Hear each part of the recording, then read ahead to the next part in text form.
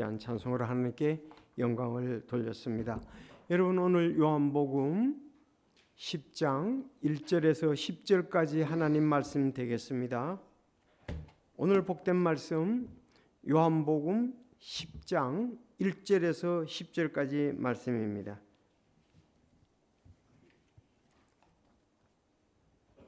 자, 요한복음 10장 1절 제가 읽고 2절 여러분 읽고 10절까지 그렇게 하겠습니다. 특히 10장 9절 10절은 너무 중요한 말씀이죠. 자, 10장 1절 진실로 진실로 내가 너희에게 이르노니 문을 통해 양우리에 들어가지 아니하고 다른 길로 넘어가는 자 바로 그 자는 도둑이며 강도이나 문을 통해 들어가는 자는 양들의 목자니라.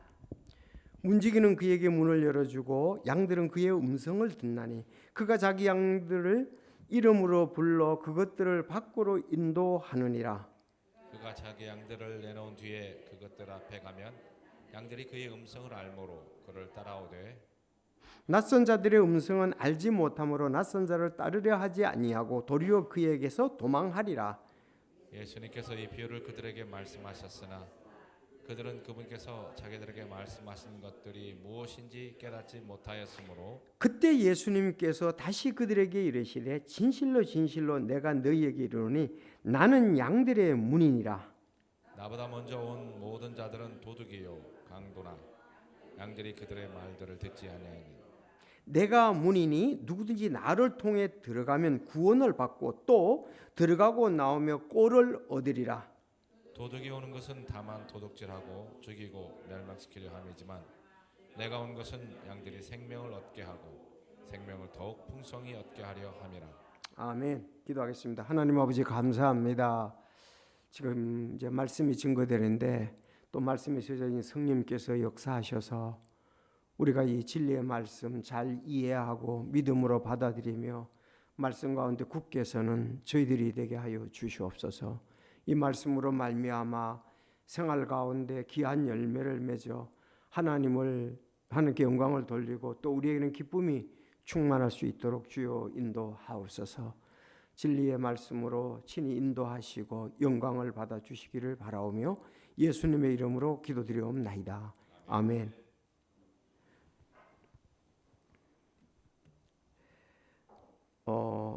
요한복음에 나는 뭐뭇이다, 나는 뭐뭇이다 7번 나온다고 여러분들에게 말씀을 드렸습니다. 그래서 요한복음 6장에선 나는 생명의 빵이니라, 요한복음 8장에서는 나는 세상의 빛이니라, 요한복음 10장 오늘 7절에 나는 양들의 문이라. 자, 10장 11절에 보면 나는 선한 목자니라. 그리고 11장에 가면 나는 부활이요 생명이니라. 14장에 가면 나는 길이요 진리요 생명이니라. 15장에 가면 나는 참 포도나무요 그렇게 말씀하셨습니다. 자, 예수님은 이 땅에 있는 자연들을 통해서 또 어떤 상황들을 통해서 자기 자신을 비유로 말씀했습니다. 오늘도 여기 예수님께서 양과 목자에 대해서 쭉 얘기를 하니까 예수님 비유를 들어 말씀하셨는데 그들은 그분께서 자기들에게 말씀이 무엇인지 깨닫지 못하더라. 그때 예수님이 그들에게 설명을 해주셨어요. 나는 양들의 문이다. 그리고 나는 선한 목자다 그랬습니다. 여러분, 이렇게 나는 무엇이다 무엇이 7번 나오는데 여러분, 예수님 외에 이런 분은 없잖아요. 예수님 외에 생명의 빵이 없지 않습니까? 예수님 외에 세상에 빛이 없지 않습니까? 예수님 외에는 양들의 문, 선한 목자, 부활, 생명, 길이요 진리요 생명, 나는 포도나무 이런 것을 말할 수 있는 사람은 하나도 없습니다. 우리는 예수님의 이런 것에 대해서 우리가 얻고 특히 구원받고 우리도 예수님 안에서 이제 빛을 드러내게 되는 거죠. 그래서 정말 예수님이 얼마나 위대하신 분인가 우리는 감격하고 감동하고 또 그분에게 영광을 돌려야 될 줄로 믿습니다. 예수님은 아무리 높여도 찬송에도 그런 게 있잖아요. 만입이 내게 있어도 주님 찬양하는 거 부족한 게 밖에 없다. 그렇게 말씀했습니다. 그래서 예수님은 생명의 빵이다. 그 빵을 먹으면 죽지 않고 영생한다 이거예요. 예수님은 빛인데 그 빛을 받은 사람은 영존하는 생명을 얻습니다. 양들의 문인데 그 문으로 들어가면 생명을 얻습니다. 그리고 예수님은 부활하셔서 생명이십니다. 길과 진리, 생명이 되시고 예수님은 비유로 참 포도나무시다 그랬습니다. 자, 오늘은 나는 양들의 문이라 그랬거든요. 그러면 양들의 문을 통해서 되어지는 게 어떤 것이 되어지냐? 양들의 문을 통해서 들어가면 생명을 얻으면 양들의 문을 통해서 오늘 생명을 얻고 더 풍성히 얻게 된다는 말씀입니다. 그래서 양들의 문으로 들어가면 따라합시다. 생명을 얻고 더 풍성히 얻음.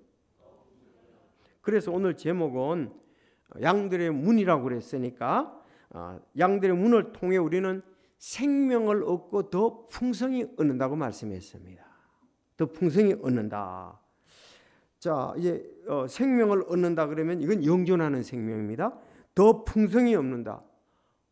지난주에 이제 우리가 3일 동안 참 잘 먹었습니다. 24일 날도 잘 먹고 25일 날도 잘 먹고 또 한 번도 잘 먹었잖아요. 3차례 잘 먹은 거. 지난주 오후에도 잘 먹고 그래서 야, 이거 이렇게 풍성하냐 그랬습니다. 음식이. 여러분 풍성하다는 말은 넉넉하고 많다는 얘기 아닙니까? 풍성하다, 넉넉하고 많다. 뭐 먹을 수 있는 만큼 다 먹을 수가 있었습니다. 생명을 얻고 예수님 믿으면은 풍성히 얻는다. 많다 이 말이에요. 그러면 오늘 생명을 얻는 것에 대해서 여러분이 잘 아십니다. 더 풍성히 얻는단 말이 도대체 무엇이냐? 더 풍성히 얻는다는 말이 건강하다는 것을 말하느냐? 물질의 복을 많이 받은 것을 말하느냐? 내가 권세를 얻고 명예를 얻은 것을 말하느냐? 한번 그거 좀 생각해 볼 필요가 있습니다. 자, 오늘 먼저 양에부터 오늘 여기에 1절에서부터 6절까지 보면 양과 양우리에 대해서 또 양이 음성을 듣고 따르는 이런 부분을 얘기를 했습니다. 진실로 진실로 내가 너희에게 이르노니 문을 통해 양우리에 들어가지 아니하고 다른 길로 넘어가는 자 바로 그 자는 도둑이며 강도니라. 문을 통해 들어가는 자는 양들의 목자니라. 문지기는 그에게 문을 열어주고 양들의 음성을 듣나니 그가 자기 양들을 이름을 불러 그것들을 밖으로 인도하느니라. 그가 자기 양들을 내놓은 뒤에 그것들 앞에 가며 양들이 그의 음성을 알므로 그를 따라오되 낯선 자들의 음성은 알지 못하므로 낯선 자를 따르지 아니하고 도리어 그에게서 도망하느니라. 예수님께서 이 비유를 그들에게 말씀하시나 그들은 그분께서 자기에게 말씀하신 것들이 무엇인지 깨닫지 못하였으므로 그때 예수님께서 다시 그들에게 이르시되 진실로 진실로 내가 너희에게 나는 양들의 문이니라. 그렇게 얘기했습니다. 자, 그럼 조금 한번 이 양들의 문, 양들의 우리 이거에 대해서 한번 좀 먼저 살펴보겠습니다. 여러분 뭐 우리나라는 이렇게 양을 많이 먹이지 않습니다. 그래서 별로 친숙하지 않습니다. 그러나 고대 그 중동 지방에서는 굉장히 우리하고는 다르죠. 그들은 이 양치기에 대해서 양을 먹이는 것에 대해서 아주 익숙한 그런 곳입니다. 그래서 여러분들 베들레헴의 양치기, 그렇죠? 베들레헴 양치기. 다윗이 베들레헴에서 양치기는 자였잖아요. 그렇죠. 아버지 양을 치는 자였습니다. 이스라엘 백성들은 대체로 이집트에 갔을 때도 당신들은 뭐 하고 살았냐 그러니까 우리는 조상 대대로 양치기였습니다. 그렇게 얘기를 했습니다. 그래서 이스라엘 백성하고 양치는 것에 대해서는 아주 익숙한 그런 환경들이었습니다. 자, 당시의 양들은 낮 동안에는 그 풀과 아주 물이 있는 곳에 찾아가 데리고 다녔습니다. 그러다가 저녁이 되면 우리에 넣습니다. 자, 당시에 우리는 두 종류의 우리가 있었습니다. 첫째는 들의 임시로 만든 우리입니다. 들의 임시로 만든 우리예요. 그러니까 돌을 삥 둘러 쌓아놓고, 이스라엘은 그 돌도 많거든요. 삥 둘러 쌓아놓고 조그만 출입문을 하나 만들어서 양을 넣습니다. 목자가 직접 그 문지기 역할을 합니다. 문을 지키고 있습니다. 자, 예수님 탄생 시 천사로부터 탄생 소식을 들은 목자들이 있잖아요. 그 목자들이 바로 들의 임시로 만든 이런 그 우리, 들에 있는 그런 목자들이 이 부리에 속한다고 볼 수가 있습니다. 양틈에 자든 목자요, 막 그런 찬송이 있잖아요. 양틈에 자든 목자. 그건 이제 이런 들의 임시로 만든 우리에 양을 넣고 그냥 뭐 떠나가면 되는 거예요. 그런가 하면 다른 하나는 마을에 있는 공동 우리입니다. 마을에 있는 공동 우리예요. 자, 이거 상당히 크고요. 여러 목자들이 양을 동시에 넣습니다. 그래서 그 큰 우리에 양을 넣으면은 여러 목자들이 넣습니다. 그러면 아침이 되면 이제 문지기가 문을 열면은 내가 들어가서 내 양을 부르는 거예요. 내 양을 부르면 내 양은 내 음성을 듣고 따라옵니다. 그러면 나는 앞서갑니다. 그러나 다른 목자가 와서 부르면 따라가지 않습니다. 그러니까 자기 양은 자기 목자의 음성을 따라간다. 그래서 오늘 본문 말씀은 바로 공동 우리의 양떼들에 대해서 말하고 있는 거죠. 그렇죠? 1절에서 6절을 보면 예루살렘 베들레헴 그 근방에 있던 그 목자들은 들에 있는 목자들이었고, 여기는 마을의 공동 우리에 넣었다가 그랬습니다. 들어가지 아니하고 다른 길로 들어가면 이렇게 얘기했고, 문지기가 문을 열면 각자 자기 양을 불러서 먼저 앞서가고, 그러면 양들이 그 목자의 음성을 듣고 따라간다. 그렇게 말씀을 하고 있습니다. 그래서 이렇게 우리에 들어갔다가 나와서 꼴을 먹는다. 그러면 목자와 양은 어떤 관계인가요? 정말 그 양들은 생명이 목자에게 있는 거나 다름이 없습니다. 여러분 잘 아는 대로 양은 겁이 많고, 양은 약한 동물 중에 하나고, 자기 방어 수단이 없습니다. 그는 고도의 근시안입니다. 멀리 못 봐요. 멀리 못 봐. 근시. 그리고 방향 감각이 없습니다. 양은 스스로 먹이를 이렇게 구하는 동물이 아닙니다. 그래서 하나님이 보실 때에 우리 인간에 빗대어지는 거죠. 우리는 약한 양입니다. 우리도 약한 양이에요. 하나님 목자이신 하나님 없이 살아가는 것은 잃어버린 양이다. 그래서 시편 23편을 이 말씀하고 잘 생각해 보면은 어울려요. 시편 23편. 예. 자, 특별히 양들의 문이신 예수님, 오늘 이거에 대해서 좀 초점을 맞추고자 합니다. 당연히 목자는 예수 그리스도, 양의 문들의 거기도 예수 그리스도를 가리키는 것이 틀림이 없습니다. 그래서 오늘 세 가지로 잠깐, 그리스도만이 유일한 문이다. 그리고 예수님을 통해서 영원한 생명을 얻는다. 그 생명을 얻고서 더 풍성히 얻게 하는 것이 우리의 목적이다 하는 것입니다. 오늘 특별히 이제 예수님이 이제 답을 해 주셨잖아요. 7절에 답을 해 주셨잖아요. 7이 답입니다. 그때 예수님께서 다시 그들에게 이르시되 깨닫지 못하더라 그랬습니다. 여러분들도 혹시 이 말씀을 깨닫지 못하면 곤란한 거예요. 다 해석을 해놨는데 깨닫지 못하면 안 되죠. 자, 그래서 그때 예수님께서 다시 그들에게 이르시되 진실로 진실로 내가 너희에게 이르니 나는 양들의 문이냐. 짭짤하다. 나는 양들의 문이냐. 그러니까 예수님만이 유일한 문입니다. 그래서 첫 번째 이제 살펴볼 건 예수님이 유일한 문이라는 사실입니다. 하나님 말씀 딱 기억나시죠? 사도행전 4장 12절. 다른 사람 안에는 구원이 없나니 하늘 아래에서 우리를 구원할 다른 이름을 사람들 가운데 주지 아니하셨느냐 하였더라. 맞습니까? 다른 사람 안에는 구원이 없다. 하늘 아래에서 우리를 구원할 다른 이름을 사람들 가운데 주지 아니하시느냐 하였더라 그랬습니다. 아무리 유명하고 뛰어난 사람일지라도 그 사람은 구원해 줄 수가 없습니다. 오직 예수님만이 구원자라는 것은 우리는 믿습니다. 그런가 하면 아까 얘기했어요. 요한복음 14장 6절에도 예수님께서 그들에게 이르시되 내가 곧 길이요 진리요 생명이니 나를 통하지 않고는 아무도 아버지께 오지 못하느니라. 그래서 두 가지 말씀을 여기서 양들의 문이라 때 오직 예수님만이 양들의 문이라고 할 땐 이 두 가지 내용들은 굉장히 중요하고 여러분 많이 들었잖아요. 몇 장 몇 절?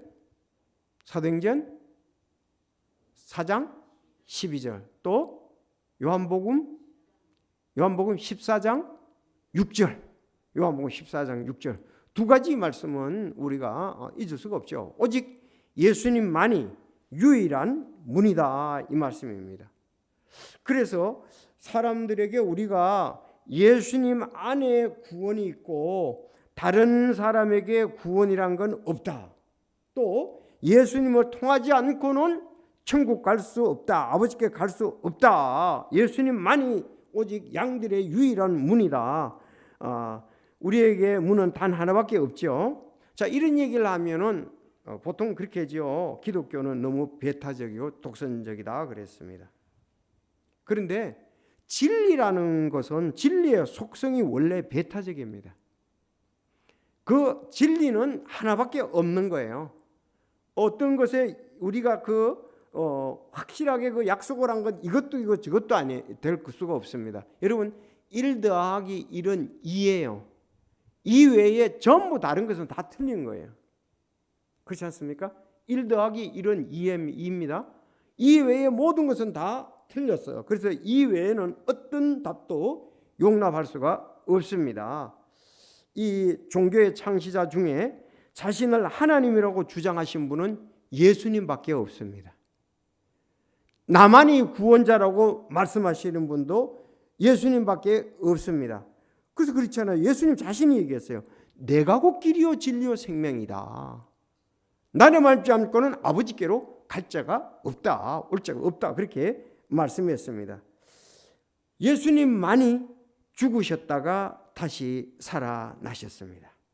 그래서 정말 거듭난 그리스도인들은 절대로 타 종교로 개종을 안 합니다. 침체의 삶을 사더라도 근본적으로 배도할 수는 없습니다. 그래서 내가 이걸 할 때 그 자매는 그러면 어떻게 된 건가?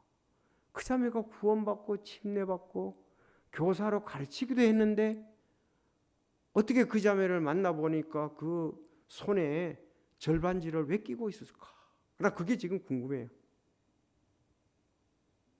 아니 내가 서울에서 참 묘하죠. 그 한 자매하고 같이 오랫동안 안 생깁니다. 몇 달 생겼습니다. 그리고 신방도 그 집에 가고 그랬었는데 내가 영주에 가니까 그 메리에스 가게를 운영을 하시더라고. 가니까는 똑같아요 얼굴이. 그래서 무슨 자매니까 맞다는 거예요. 근데 이거 손에 반지 낀 건 얘기하지 않고 난 봤지만은 어떻게 영주에 내려오시게 됐냐고 그렇게 얘기하니까 시집이 영주 쪽이라고요. 그래서 그 시어머니가 학교의 초등학교 교장이란가 그렇게 교장 그런.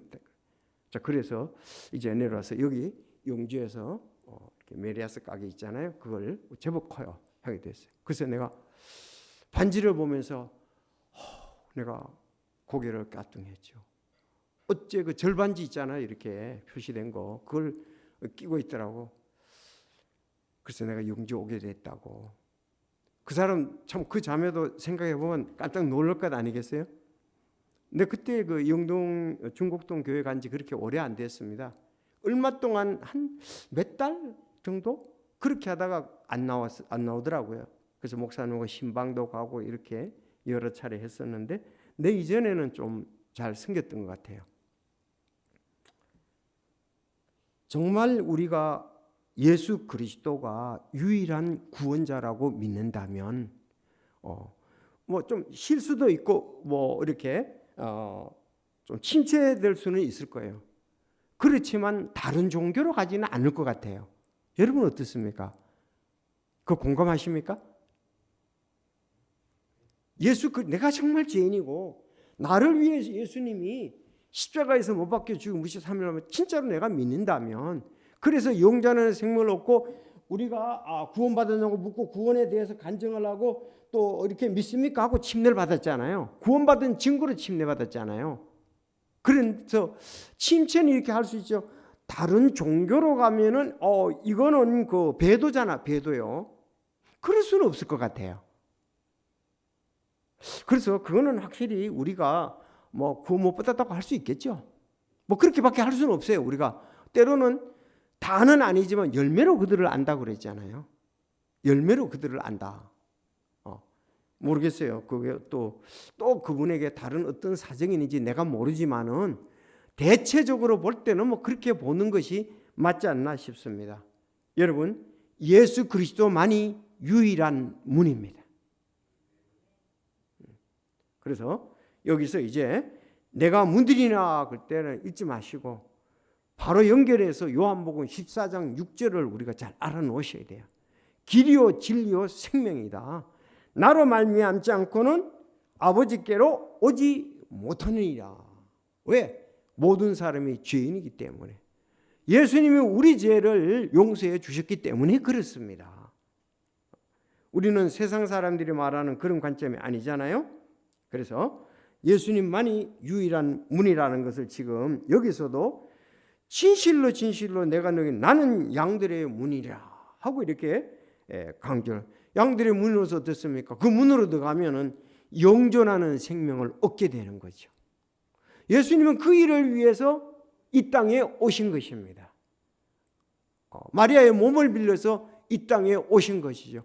예수님은 아시죠? 그래서 아버지여, 창세전에 내가 아버지와 함께 가졌던 영화로 내가 다시 아버지께로 그 영화롭게 간다고 그랬잖아요. 예수님은 다 아신 거죠. 창세전에 가졌던 그 영화로운 거 내가 이제 아버지께 갈 때가 됐다, 그렇게 말씀하지 않습니까? 잠시 동안 하나님의 역사로 마리아의 몸을 빌려서 태어났고 이 땅에 33년 있다가 그가 죽으시고 묻히고 부활할 것에 대해서 아셨습니다. 그래서 지난주에도 말씀했잖아요. 히브리서 12장 2절에 기쁨으로 인하여 멸시하고 참고 했잖아요. 그래서 예수님이 메시아다 하는 것에 대해서 이게 진짜 믿음이 있느냐 없느냐가 여기 차이가 있는 거죠. 어려운 일을 당했을 때에 믿음이 있느냐 없느냐 여기하고 관계됩니다. 참 이런 부분에 대해서는 생각해 볼 것이 참 많은 것 같아요. 그가 분명히 지 고백하고 침례도 받고 했는데 신앙생활에 대해서 안 할 부분은 아니라 참 그 왜 그럴까? 물론 뭐 우리에게도 어느 부분들이 그런 부분들이 있을 수가 있습니다만은, 그러나 과연 그 배도는 없어야 되지 않겠느냐, 그런 거죠. 두 번째, 자 여기 그리스도만이 유일한 문입니다. 문이니까 이제 들어가야 돼. 예수님을 통해서 우리는 영원한 생명을 얻습니다. 자 보세요, 9절. 내가 문이니 누구든지 나를 통해 들어가면 구원을 받는다 그랬습니다. 아무리 예수님 문이라도 들어가지 않으면 아무 소용이 없어요. 들어가야 됩니다. 들어가야 됩니다. 그렇죠? 들어가야 들어가면 구원을 받고 그렇습니다. 여러분 알지만 받아들이지 않으면 자기 게 아니잖아요. 알아도 들어가야 된다 이렇게 말씀했습니다. 그래서 예수님을 통해 들어가면 영원한 생명을 얻습니다. 여기 9절에 구원을 받고와 10절에 생명을 얻고는 같은 거죠. 잘 보세요. 내가 문이니 누구든지 나를 통해 들어가면 구원을 받고 그랬죠. 또 들어가며 나오며 꼴을 얻으리니, 이건 또 풍성한 거 관계돼요. 9절 10절은 같은 거예요, 사실은. 자, 10절에도 도둑이 오는 것은 다만 도둑질 죽이고 멸망시키려 하지 내가 온 것은 양들이 생명을 얻게 하고 구원을 받고 생명을 얻고 갔잖아요. 생명을 더욱 풍성히 얻게 하라며 그랬잖아요. 들어가며 나오며 꼴을 얻는 거와 생명을 더욱더 풍성히 얻는 거. 그래서 여기서 구원받고와 생명을 얻고는 같고, 들어가고 나오며 꼴을 얻는 거와 또 생명을 더욱더 풍성히 얻는 것은 같다, 이렇게 볼 수가 있습니다. 예수 그리스도는 사람들에게 생명을 주는 구원자십니다. 그래서 이 헬라어에서요, 제가 이제 신학교 때 이렇게 배울 때에 이 생명에 대해서 대표적인 단어가 두 단어가 있는데, 비오스라는 단어와 조에라는 단어입니다. 이 비오스의 생명은 이 생물학적 생명, 부모로부터 물려받은 생명을 의미합니다. 비오스요. 그래서 살아있는 생명체는 모두 비오스를 가지고 있다고 이렇게 얘기를 하는 거예요. 또 다른 단어가 조인데, 이거는 새로운 생명, 하나님으로부터 난 생명, 영원한 생명을 가리킨답니다. 그래서 구원받은 사람만이 이 조의 생명을 가지고 있습니다. 비오스의 생명은 다 똑같이 가지고 있지만은 이 조의 생명은 구원받은 자.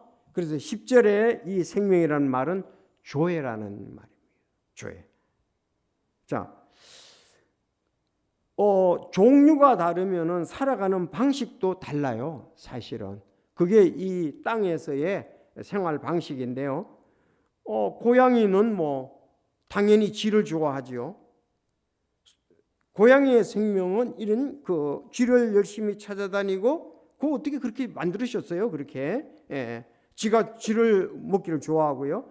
소는 생명을 가지고 풀을 먹게 있습니다. 풀을 먹도록 되어 있어요. 그래서 전에 그 광우병, 근데 광우병의 원인이 뭐죠? 소를 빨리 크게 하라고 동물 사료를 먹기 때문에 그렇습니다. 소는 초식 동물이에요. 그래서 대세김 위도 가지고 있고 전부 이런데, 인간이 빨리 키우고 또 이렇게 무게를 많이 나가려 하긴 했고, 그래서 동물 사료를 줬기 때문에 이 광우병이 걸린 거예요. 그러니까 사실은 광우병, 이 소가 막 그냥 거품 내놓고, 사람으로 말하면 그걸 뭐라고 그러죠? 막 거품 내놓고 막 되는 거 있잖아요. 그런 거 비슷하게 그렇게 해서 죽는 거예요. 자, 소를 미치게 했다는 거죠. 자, 우리가 하나님을 인격적으로 만난 이 조에, 거듭난 중에 이 거듭나지 아니하면 비오스만 있습니다. 그래서 우리는 여기 10절에 거기다가 이제 내가 온 것은 양들이 생명을 얻고, 여기 생명을 얻고 해서 조회라는 것을, 그리고 이거는 믿지 않는 사람에게는 이걸 쓰지 않습니다. 예수님을 영접한 사람만이 조회를 쓸 수가 있다, 이 말을 쓸 수 있다 이거예요. 이 조회의 생명을 얻는다, 그렇게 말할 수가 있습니다. 자, 오늘 우리가, 여러분들이 이제 대부분 구원 받았고 구원의 확신이 있잖아요. 그러면 더 풍성히 얻는다는 말이 뭔가, 이걸 좀 살펴봐야 됩니다. 우리 세 번째 중요한데, 자, 양으로 생명을 얻고 더 풍성히 얻게 하람이라고 10절에 말씀하고 있습니다. 여러분은 풍성이 없는 거 이거 듣기만 해도 진짜 풍성하잖아요. 풍성히 얻는다는 게 뭔 말일까요? 자, 이제 보통 그 사람들은 이렇게 예수 믿고 나니까 모든 것이 잘 되더라, 그건가요? 예수 믿고 나니까 건강도 하고, 예수 믿고 나니까 물질도 더 있어지고, 예수 믿고 나니까 권세도 더 있게 되고, 예수 믿고 나니까 명예도 더 있고, 그러니까 건강과 재물과 권세와 명예 이런 걸까요? 이건 아닌 것 같아요. 그렇죠? 우리가 그런 것이라고 자꾸 얘기하고 싶고 그 방향으로 가면 좋겠다고 생각할 수도 있겠지만은 그건 아닌 것 같아요. 왜? 사도행전에 보면은, 그러면은 예루살렘 교회 성도들과 사도 바울이 풍성한 우리는 신앙생활을 했다고 믿습니다. 사도 바울이 양으로 생명을 더 풍성히 얻었다고 우리는 믿습니다. 그럼 거기 가서 찾아야 되잖아요. 그러니까 일반적으로 사람들이 얘기하는 그거와 성경에서 말하는 풍성하고는 차이가 있는 것으로 생각이 됩니다. 오히려 육신의 정욕과 뭐죠? 안목의 정욕과 인생의 자랑이라고 그랬잖아요. 그거 지나가는 것이지 그게 풍성이라고 얘기는 하지 않잖아요. 우리 잘 알아둬야 돼요. 그래서 제가 성경에서 쭉 찾아보고 또 이렇게 보니까 두 가지가 풍성에 포함되더라고요. 두 가지가 풍성에 포함된다 이렇게 얘기했는데, 자, 이제 구원받은 사람은 더 풍성하게 돼야 돼요. 풍성하게 열매를 맺어야 됩니다. 구원받은 하나님의 거. 그래서 제가 에베소서를 찾아보니까 보통 서신서의 앞부분에 구원받고 구원받은 것이 얼마나 중요한 것을 대부분 말하는 것이 서신서의 앞부분들입니다. 바울의. 그래서 예를 들어서 여러분 에베소서는 진짜 그 앞부분이 굉장히 그 부분에 구원받고 난 다음에 우리가 해야 할 우리에게 있어진 거 그거 굉장히 중요시 여긴 장이 이제 에베소서 1장이잖아요. 에베소 2장 1절에 보면 1장 1절에 보면 하나님의 뜻으로 말미암아 예수 그리스도의 사도된 바울은 에베소에 있는 성도들과 그리스도 예수 안에 있는 신실한 자들에게 편지한다 그랬습니다. 하나님 우리 아버지와 주 예수 그리스도로부터 은혜와 평강이 너희에게 있기를 원하노라. 3절인데요. 하나님 곧 우리 주 예수 그리스도의 아버지를 찬송하리로다. 그분께서 그리스도 예수 안에서 하늘의 처소들에 있는 모든 영적인 복으로 우리에게 복을 주셨다 그랬습니다. 무슨 복이에요? 하늘의 처소들에 있는 모든 영적인 복으로 우리에게 복을 주셨다 이렇게 얘기하고 있습니다. 자, 먼저는 우리의 신분에 대해서 말하고 있습니다. 신분. 그러니까 우리는 신분으로 말미암아 영적인 복을 받은 자이다. 히브리서 10장 34절 너희에게 하늘에 더 낫고 영구한 실체가 있는 줄 너희 자신이 알므로 결박 중에 있는 나를 너희가 불쌍히 했고 너희 재산을 누락당하는 것도 기쁘게 여겼다 그랬습니다. 그러면 그리스도인들이 그 당시에 재산도 누락을 당했어요. 그런데 하늘에 더 낫고 영구한 실체가 있는 줄 안다 그랬습니다. 그리고 결국은 천국에 관한 거예요. 천국에 관한 거. 우리가 예수님을 영접했으면은 우리는 하나님의 자녀가 되고 우리 안은 영적인 복을 하늘에 있는 모든 영적인 복이 우리다 이거 우리 거다 이거예요. 바울이 이렇게 얘기하면 베드로도 그렇게 했습니다. 베드로도 썩지 않고 베드로전서 1장 4절 썩지 않고 더럽지 않고 사라지지 아니하고 너희를 위해 하늘에 마련된 상속료를 받게 하셨다 그랬습니다. 똑같잖아요. 바울도 지금 영적인 복을 얻는데 영구한 실체가 있다 하늘에. 그리고 하늘에 마련된 상속 재산을 받게 됐다 그렇게 말씀을 하고 있습니다. 이런 것을 볼 때에 우리가 세상에 줄 수 없는 풍성한 것은 바로 천국에 있는 모든 상속 유업이 우리 거라 이거예요. 참 상속 유업을 이렇게 얘기를 하니까 어떤 사람들은 이 땅을 살아가면서 벌써 상속 유업 때문에 거기에 온 마음이 다 있는 사람들이 있단 말이에요. 저는 받을 게 없지만 아니 엄마 아버지가 잘 살아요. 자연적으로 자녀들은 돌아가시면 상속 유업 부모 거 자기 거잖아요. 그건 정해져 있어요. 정해져 있어. 그러니까 부모님 돌아가실 때까지만 돌아가시고 나면 그 재산의 대부분 뭐 우리가 나라의 세금 그 외에 부모에게 가잖아요. 그러면 자식들이 이제 n분의 1이잖아요. 우리 아버지가 10억을 가지고 있는데 5명의 자녀라면 2억씩 돌아간다 이거예요. 나는 2억을 벌려면 얼마나 이거 수고를 많이 해야 되는데 돌아가시고 난 다음에 1억 내가 닫는다. 그 상속 유업이 기다려지지 않습니까? 근데 우리는 하늘나라의 상속 유업을 기다려야 된다고요. 사람의 연수가 70이요 건강하면 80이라고 그랬습니다. 절대로 우리가 이 땅에 오래 산다고 말하는 성경 구절은 하나도 없습니다. 잠시 그래서 우리를 갖다가서 안개라고 얘기를 했고 배틀불같이 빨리 간다고 얘기를 했고 구름같이 잠시 있다가 지나가는 것들이다 그렇게 얘기를 하고 있잖아요. 전부 아브라함도 그렇게 믿었고 이삭도 그렇게 믿었고 야곱도 그렇게 믿었고 히브리서 12장 맞죠? 그 믿음의 조상들은 전부 그거를 믿었습니다. 지금 우리도 그렇게 믿어야 되는 거예요.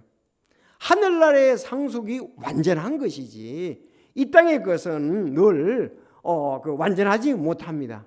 오히려 어떨 때는 안 물려주는 게 그들에게 좋을 수가 있어요. 그거 기대하고 일 안 하거든요.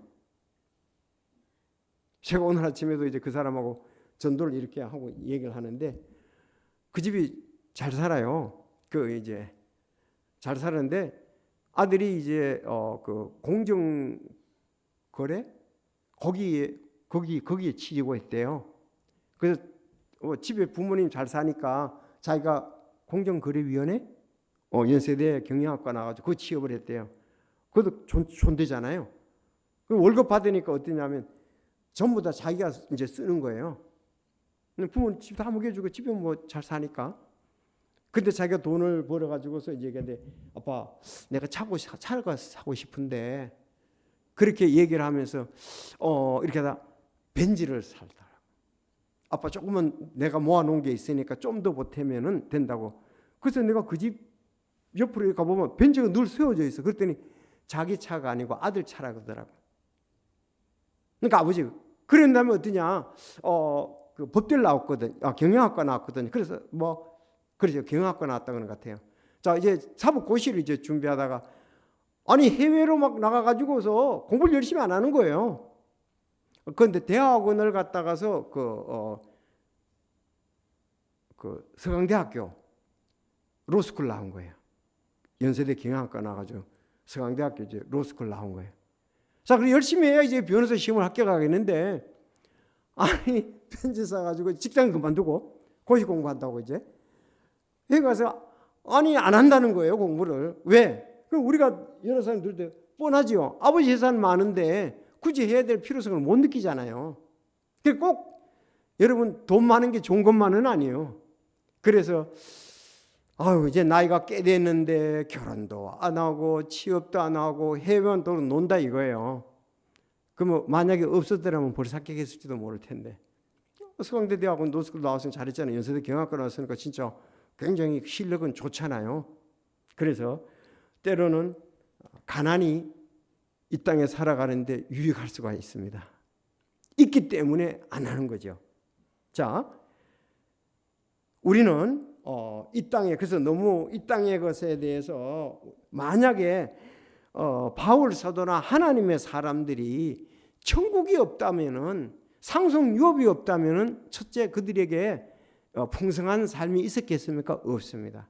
첫째 풍성한 사람은 하늘나라 상속 유업이라는 거죠. 그러면 그것도 이제 1차적인 그거예요. 그거에 따라서 그러면 이 땅에서는 어떻게 해야 되느냐 이거예요. 여기 실제적인 풍성함이 있는 거예요. 이게 오늘 여러분과 제가 좀 관심을 가지고 잘 봐야 될 부분입니다. 그럼 내가 상속 유업을 이미 나는 확보했다 이거야. 구원받아 가지고. 그러면 어떻게 살아야 되겠습니까? 이러잖아요. 그럼 여러분 어떻게 살 건데요? 어떻게 살면 풍성한 삶 삽니까? 한번 얘기를 해보시죠. 여러분이 원하는 것을 하면은 풍성하게 사는 겁니까? 우리가 생각하는 거고 성경하고 늘 반대되는 게 많아요. 풍성상이 뭐냐? 성경에 보면 여러 구절에 나옵니다. 자, 로마서 5장 1절 그런즉 우리 강한 자들은 마땅히 약한 자들의 연약함을 담당하고 우리 자신을 기쁘게 하지 말아야 하리라. 우리 각 사람은 자기 이웃을 기쁘게 하여 그의 유익을 구하고 그를 세워주어야 할지니라. 기록된 바 주를 모욕한 자들의 모욕이 나를 접한다 한 것 같이 예수 그리스도께서도 자신을 기쁘게 하지 아니하였다. 그러니까 반대예요. 예수님은 자신을 기쁘게 하지 아니했습니다. 그러니까 바울도 여기 얘기를 하는 거예요. 로마 교회 성도들에게 자신을 기쁘게 하는 것이 아니다. 2절에 우리 각 사람은 따라합시다. 자기 이웃을 기쁘게 하여 그의 유익을 구하고 그걸 세워주어야 하느니라. 세 가지 예수님의 원리와 똑같아요. 자기를 기쁘게 하지 아니하고 그의 유익을 구하고 그를 세워주는 게 목적입니다. 이게 우리의 풍성한 삶입니다. 맞습니까? 바울은 이걸 가지고 사역을 한 거예요. 혼들을 구원해서 상속유업을 받게 하고, 그리고 그들이 어떻습니까? 이웃을 기쁘게 하고 이웃을 유익을 구하고 이웃을 세워줘야 된다. 이게 풍성한 삶이라고 얘기를 하는 거예요. 여러분 잘 아시는 고린도전서 10장 31, 32, 33절 잘 알잖아요. 34절에도 같은 말이에요. 거기다 써놓으세요. 15장 2절, 로마서 15장 2절 옆에다가 고린도전서 10장 33절 써놓으면 돼요. 같은 말, 같은 내용이에요. 자, 로마서 15장 2절. 네, 이렇게 오늘도 얻어가야죠. 로마서 15장 2절에 보면 우리 각 사람이 자기 이웃을 기쁘게 하고 자기 유익을 구하고 그의 유익을 구하고 그를 세워주어야 할지니라. 거기 옆에다가 빈칸 있죠. 고린도전서 10장 33절하고 똑같은 말씀입니다. 곧 많은 사람이 구원을 받도록 내가 내 자신의 유익을 구하지 아니하고 그들의 유익을 구하면서 모든 일에서 모든 사람을 기쁘게 하는 것 같이 하라 그랬어요. 여기서도 그들의 유익을 구하고 모든 사람을 기쁘게 하라 그랬습니다. 바로 이것을 이렇게 하는 삶이 풍성한 삶이라는 거죠. 맞습니까? 그러면 사도행전이 다 풀렸죠. 바울의 삶을 다 풀리잖아요. 그럼 바울은 풍성한 삶이 뭔지를 갖다가 상속력 나는, 그래서 디모데 후서의 4장에 그랬잖아요. 또 빌립보서 1장에도 내가 죽는 것이 더 유익이고 훨씬 더 좋다는 말이 바로 상속 유업 때문에 그렇지 않습니까? 뿐만 아니라 그가 이 땅에 있을 때는 바로 이 다른 사람을 기쁘게 하고 그의 유익을 구하고 그를 세워줬다 이거야. 이건 기록된 바 예수님의 원리하고 똑같다는 거잖아요. 예수님도 그렇게 하셨다 하는 겁니다. 그러니까 여러분 우리가 이렇게 살아가는 영적인 복, 들어오며 나오며 꼴을 얻고 하는 거, 내가 문이니 들어가면 들어오면 꼴을 얻고 또 내가 생명을 얻고 풍성히 얻는 것은 뭐냐? 바로 구원받은 우리가 내 이익이 아니라 나의 유익이 아니라 나를 기쁘게 하는 것이 아니라 그들을 기쁘게 하고 그들에게 유익을 주고 그들을 세워주는 거라 이 말입니다. 이 다 끝났어요. 이 얼마나 귀한 삶입니까? 사실 우리의 목표가 이래야 풍성한 삶이 되는 거예요. 여러분 구원받았지만 뭐 가정에서든 교회에서든 직장에서든 사회에서든 자기 기쁘게 하고 자기 유익을 구하고 자기를 세우려고 하는 거, 이 사람은 풍성한 삶이 없는 게 분명해요. 없지요, 풍성한 삶이.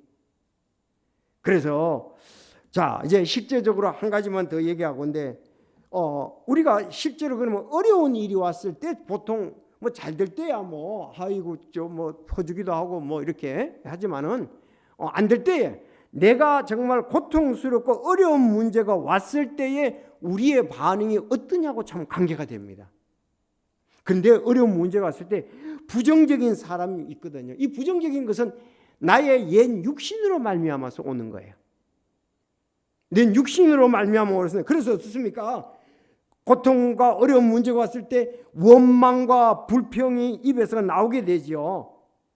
여기에 이제 불신앙이 있게 되는 거예요. 여기에 부정적인 습관, 그런 버릇이 생활화되면 이 사람은 사람들에게 인정을 받을 수도 없고 그리스도인의 풍성한 삶을 볼 수가 없는 거예요. 아까 우리가 찬송을 불렀을 때에 그 주신복을 세워보아라, 그 찬송에서 거기 위에 보면 시편 40편이나 40편 아마 5절일 거예요. 거기 바울 사도의 그 어려운 가운데서의 주님이 주신 그 복들을 세워보는 걸 말하는 거거든요. 바로 그거예요. 내가 어려울 때에 하나님이 나에게 그래도 주셨던 것, 앞으로 주실 것을 인해서 시편 23편도 그 원리 아닙니까? 내가 사망의 음침한 골짜기를 다녀 해를 두려워 주께서 나와 함께 하십니다. 주님께서 앞으로 원수를 앞에서 상을 베푸신다고 그랬잖아요. 하나님이 그렇게 하셨지 않습니까? 사울에게.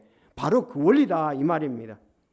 그래서 우리가 불평과 어려움, 이게요 습관이에요. 습관. 어떤 사람은 보는 것마다 부정적인 것만, 왜 이렇게 또 부정적인 것만 많이 보는지도 몰라. 그 이상해. 우리 그리스도인들은 그게 아니어야 됩니다. 여러분 맞습니까?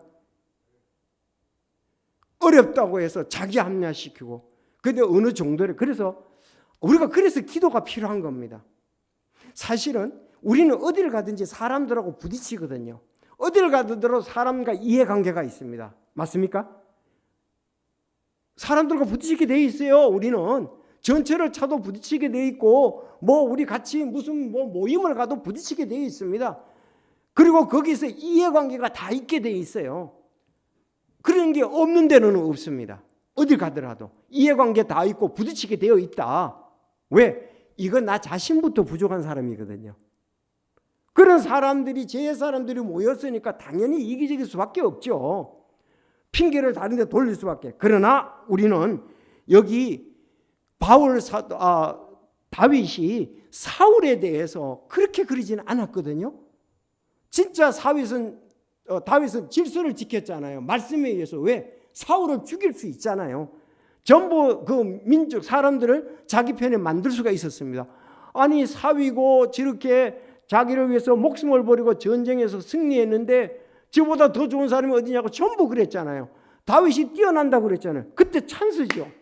야, 내가 정권 잡으면 사울은 지절로 그냥 도태되는 거야. 이렇게 했을 거 아니에요. 아니에요. 하나님이 세웠기 때문에 오래 기다린 거라고요. 그게 아름다운 겁니다. 그게 아름다운 겁니다. 지금 정치에서 왜 저렇게 어려움이 있습니까? 바로 그 원리 때문에 그런 거예요. 우리는 긍정적인 반응, 믿음의 반응을 보셔야 됩니다. 기도를 해야 돼. 이거 기도밖에 다른 것은 없습니다. 자, 오늘 내가 우리 친구들의 모임에 갔는데, 하나님, 제가 이게 하나님의 사람으로서 오늘 거기서 정말 그 다른 사람을 기쁘게 하고 정말 긍정적인 반응을 보이고 풍성한 삶이 내 속에 있는 것이 나타나게 해달라고 기도를 해야 된다고. 기도를 하지 않으니까 가면은 누구 뭐라 그러면 그냥 열받아가지고 그냥 난리가 나죠. 그거는 결코 바람직하지 않아요. 저도 아직도 빚어야 될 것은 많다는 걸 지금 전제하고 말씀을 드리는 겁니다. 다 된 사람은 아무도 없거든요. 갈수록 우리는 성장, 성숙을 해야 되죠. 계속 언제까지 교회가 싸우겠습니까? 계속 같은 문제 가지고 반복하겠냐고요. 좀 더 기도하게. 우리가 그래서 자주 기도하는 것 다른 방법은 없습니다. 이번에 부인해서 기도 열심히 하기로 했다며. 앞으로 내년에는 부인부에 아무 이상은 없을 것 같아요. 이렇게 부정적인 반응 보이는 사람도 싹 깔아앉을 것 같아요. 긍정적인 사람은 많을 것 같아요. 왜? 그래서 이제 하나님이 나를 이렇게 하시는 것은 나를 연단하시고 나를 단련 테스트 하신다. 그래서 하나님이 나에게 더 큰 복을 주시려고 나를 쓰게 하시려고 이렇게 훈련시키고 나를 친절하게 인도한다. 그래서 우리 긍정적인 반응은 고난에 대해서도 감사하는 거잖아요. 맞잖아요. 여러분, 우리 인생에는 늘 파도가 있습니다. 파도가 없는 경우가 하나도 없어요. 일반 사람이 오는 거 우리에게 다 옵니다. 그래서 중요한 것은 우리의 반응이다 이거예요. 우리 문제 속에 빠져들면 풍성한 삶을 누릴 수가 없습니다. 문제를 보지 않고 문제를 내시는 하나님을 바라봐야 된다 이거예요. 이것을 보고 계속 배워나갈 때 하늘의 영적인 복을 우리는 풍성하게 누릴 수가 있습니다. 어차피 내 성공하려고 구원받고 이 땅에 사는 건 아니니까, 하나님의 영광을 위해서 살려고 하는 거니까. 여러분들이 여러분의 성공을 위해서 산다면 사실 교회하고는 안 맞아요. 교회가 비록 동기부여를 많이 하는 곳이지만 내 성공을 위해서 산다면 그건 하나님 말씀과도 안 맞고 교회와도 안 맞는 거예요. 우리는 다 하나님 이제 구원받고 풍성한 삶, 하나님의 영광을 위해서 여기에 모여 있습니다. 주의 귀하심을 드러내기 위해서 있습니다. 자, 그래서 오늘 정리하겠습니다. 우리는 그 양들의 문이신 예수님을 통해서 우리는 구원을 얻고 또 새 생명을 얻었습니다. 오직 주님만이 대신. 그리고 이제 우리가 풍성한 삶은 두 가지다. 날마다 우리가 상승 유업을 생각을 해야 돼요. 수시로 상승 유업을 생각하는 밖에 없어요. 믿음의 사람들은 그걸 목표로 살았잖아요. 나는 순례자. 그래서 우리가 천국을 소망으로 삼고 다음 이 땅에서는 내가 희생이 되고 다른 사람을 기쁘게 하고 다른 사람을 세워주고 또 다른 사람에게 어떻게 했어요? 아까 기쁘게 하고 유익을 구하고 세워준다. 세 가지 얘기했잖아요. 그렇게 되면 여러분들에게 더 많은 친구가 있고 구원받기 위해서 여러분을 찾아오는 사람들이 많게 되리라고요. 믿습니다. 그래서 우리 사람 친구 잘 내려왔잖아요. 오늘 지난주에 여러분 오후에 식사할 때 한 분이 오셨잖아요. 참 난 그래서 아니 이분이 어떻게 해서 이렇게 들어오게 되셨는가. 전 집사님의 아름다우심이에요. 전 집사님이 추우신데 우리 여기 음식 마련했으니까 들어가서 식사하고 가시라고 그러죠. 그분이 거기 오셨던 거예요. 그래서 제가 내 것 제일 먼저 탔잖아요. 그분에게 주고 이제 그분하고 이렇게 대화를 해보니까 이제 여러 가지 사정들을 얘기를 하시더라고요. 저 교회도 다니다가 지금은 안 다니고 있고 이제 그래서 54년생이더라고요. 그래서 나하고 친구네. 그때 이제 목사님은 나하고 나이 같다는 걸로 더 목사와 자기 나이 같다는 걸로 그래서 뭐 이렇게 가족에 대해서도 딸에 대해서도 좀 얘기하고 이렇게 마음을 내놓고 그 얘기를 하시더라고요. 우리 술은 약간 드셨더라고요. 냄새는 나더라고요. 그러나 어쨌든 우리는 할 수가 없어서 그러니까 주님께 더 무릎을 꿇고 주의 도우심이 우리는 그래서 필요한 거예요. 인간적으로 볼 때는 우리가 그렇게 할 필요가 없잖아요. 우리 그렇게 위해서 그게 있는 게 아니잖아요. 그래서 우리의 귀한 삶, 우리 전 집사님처럼 참 그렇게 혼들을 보고 참 얼마나 아름다웠습니까? 추운데 우리 음식이 있으니까 잡수시고 가라고. 참 아주 멋졌어요. 바로 그런 부분이 이웃을 기쁘게 하고 이웃의 유익을 구하고 이웃을 세워주는 거 아닙니까? 그런 부분이 더 우리에게 더 많아서 참 주 예수 그리스도를 전하고 하는 저희들이 됐으면 합니다. 기도하겠습니다. 아버지